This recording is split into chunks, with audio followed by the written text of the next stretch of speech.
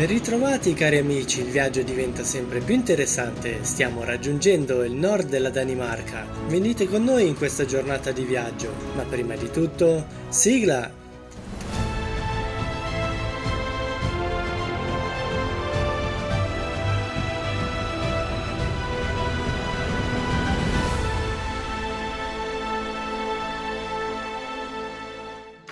Episodio 8. La fine della Danimarca esiste. Raggiungiamo Hirtshals.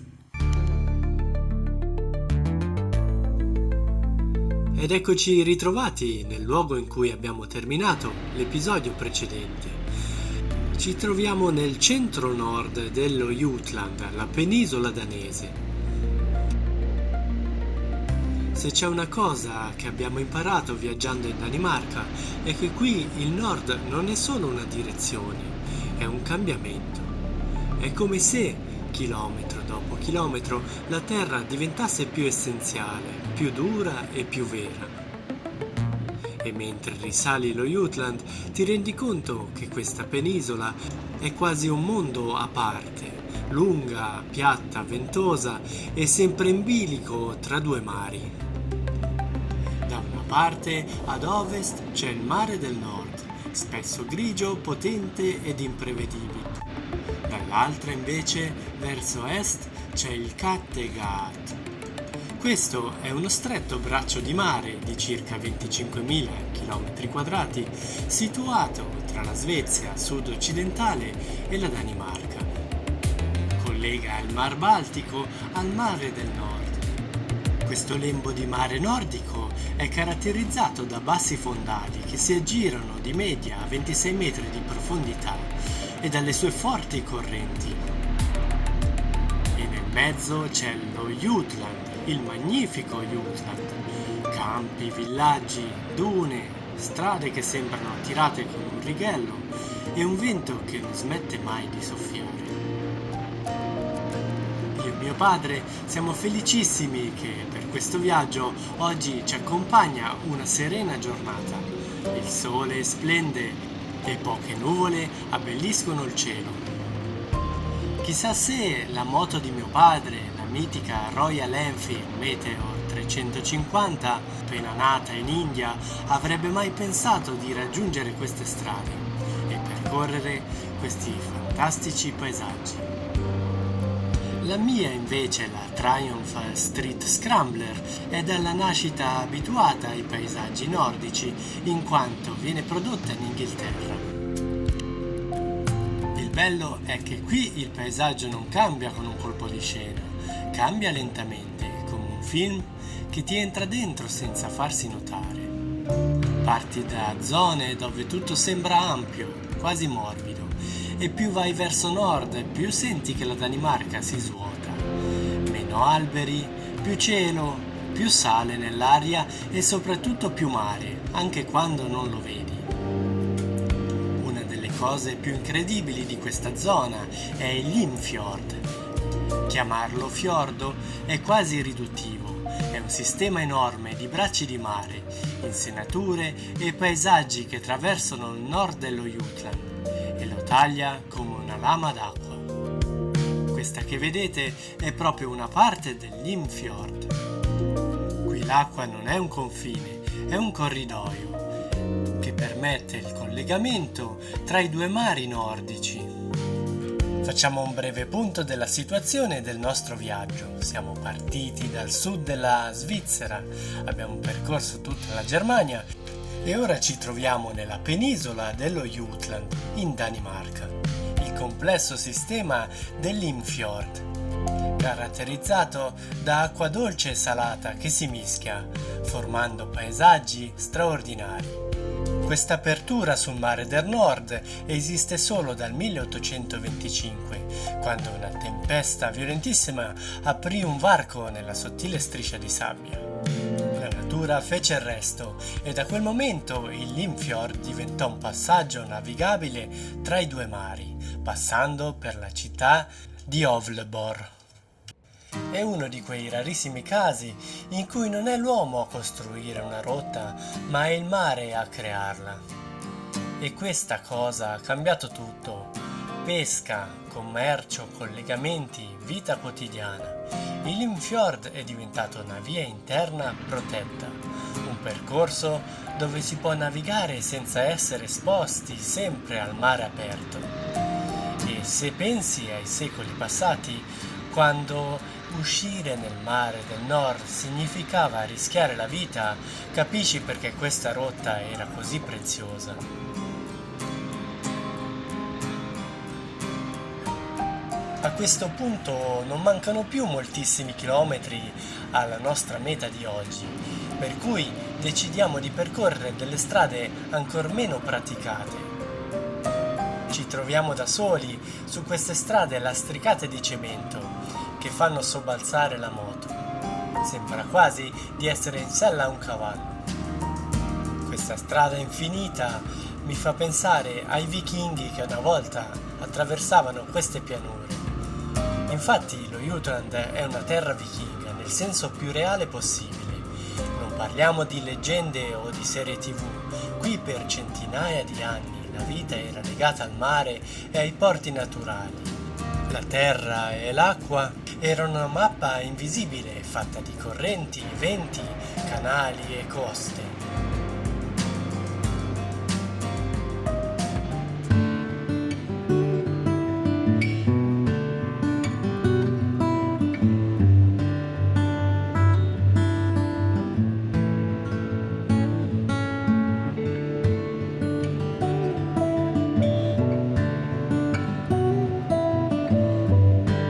I vichinghi non erano solo guerrieri, erano commercianti, navigatori, esploratori e la Danimarca era la loro piattaforma perfetta.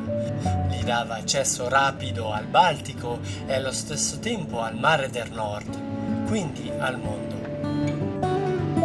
I villaggi che incontriamo sulla nostra strada hanno qualcosa di speciale. Sono piccoli, ordinati e sembrano sospesi nel tempo. Le casette dai colori diversi spuntano tra il verde e il cielo, come se fossero lì solo per dare colore al paesaggio naturale. C'è una tranquillità quasi irreale. Poche persone, strade silenziose e quell'atmosfera un po' desolata ma bellissima, dove ti senti lontano da tutto. È il tipo di posto in cui non succede niente ed è proprio questo il suo fascino. Ed ecco che stiamo per raggiungere il Juberk Knudefru, il faro che stava per cadere nel mare. Questo faro è uno dei luoghi che sembrano inventati, perché non è solo un faro, è un simbolo. Costruito all'inizio del Novecento, questo faro si trova sopra una scogliera di sabbia e dune che non stanno ferme. Quindi il paesaggio si muove, le dune avanzano, il vento mangia la terra, il mare erode la costa. E per anni il faro è stato letteralmente minacciato dall'oceano. Il bordo della scogliera si avvicinava sempre di più, finché la Danimarca ha fatto una cosa incredibile: ha spostato il faro. Ed eccoci arrivati al villaggio di Lønstrup. Ed è un posto che sorprende perché in mezzo a questo nord duro trovi un villaggio con un'anima particolare. Lønstrup è famoso per essere un luogo di artigiani e artisti, ceramiche, gallerie, piccoli laboratorio, case basse e sempre il mare lì davanti. È uno di quei posti dove senti che la Danimarca non è solo natura, è anche cultura, gusto e minimalismo nordico.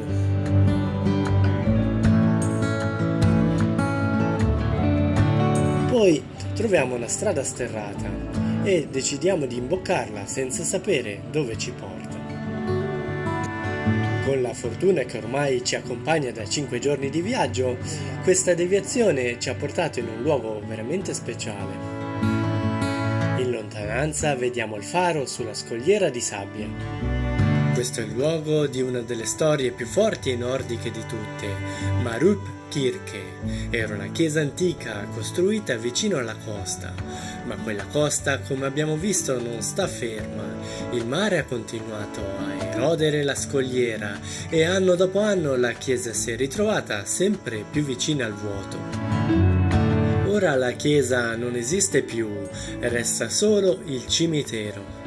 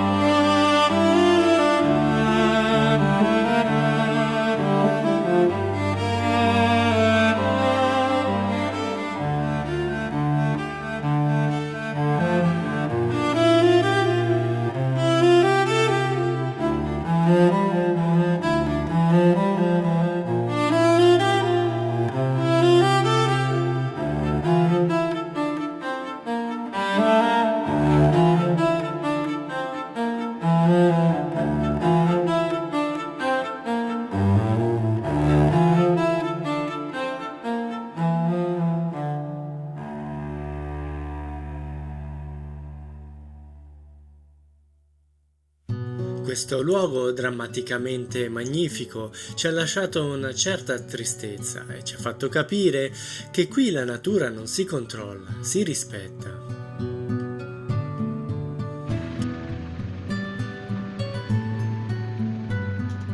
Siamo pronti per ripartire, per percorrere gli ultimi chilometri che ci mancano per raggiungere il luogo in cui pernotteremo questa notte.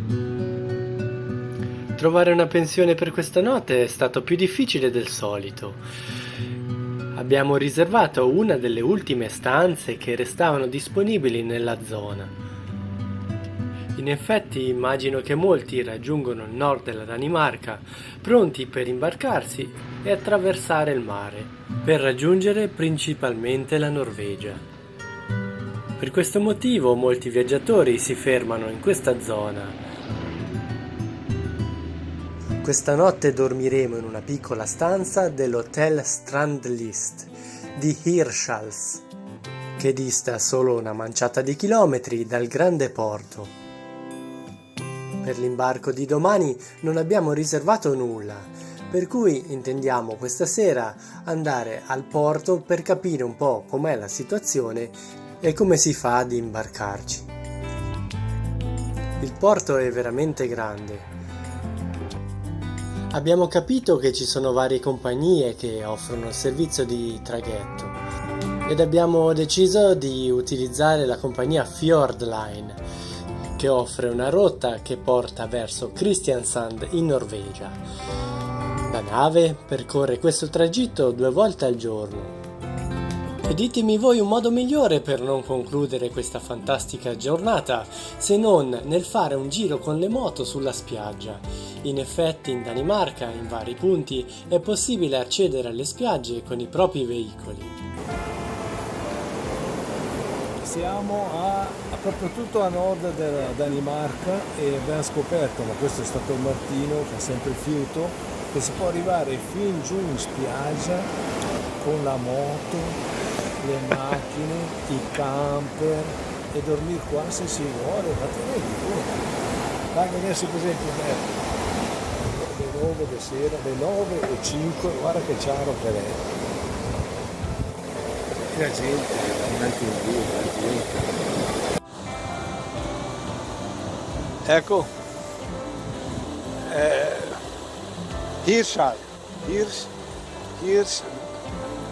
Charles. Dov'è che siamo Martino? Dire qualcosa. Charles. Ci accorgiamo che qui la notte non intende arrivare e siamo pronti per andare a dormire, trepidanti per il giorno seguente nel quale raggiungeremo la Norvegia. A presto!